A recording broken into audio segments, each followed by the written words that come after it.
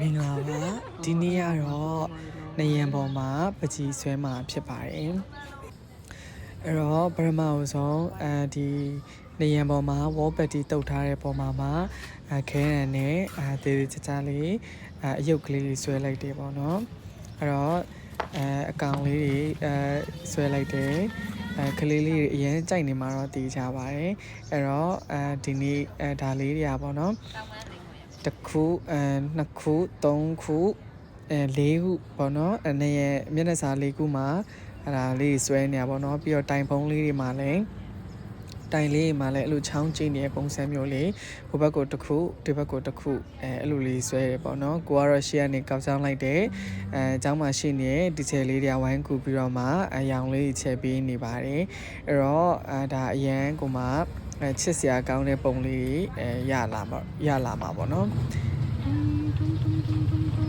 နောက်ပြီးတော့ဒီမှာတုံးထားတဲ့စီလေးတွေက acrylic ကိုအဓိကထားပြီးမှတုံးပေးထားတာဖြစ်ပါတယ်ဒါဆိုရင်တော့ကျွန်တော်တို့ဒီ acrylic က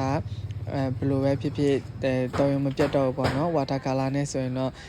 ပြတ်သွားတာတော့မှိန်သွားတာဖြစ်မှာဖြစ်ပါတယ်ဒါကတော့ကျွန်တော်တို့ acrylic ကိုပဲတုံးထားပြီးတော့မှအဲ့လိုမျိုးလေးဆွဲထားပါတော့ဒါလေးတွေကတော့မပြီးသေးဘူးပေါ့နော်လုံနေတဲ့ဟာလေးဒါဘလော်လေးတင်ခြင်းလာလို့video editing လေးမြန်မြန်လေးလုပ်ပြီးတော့မှ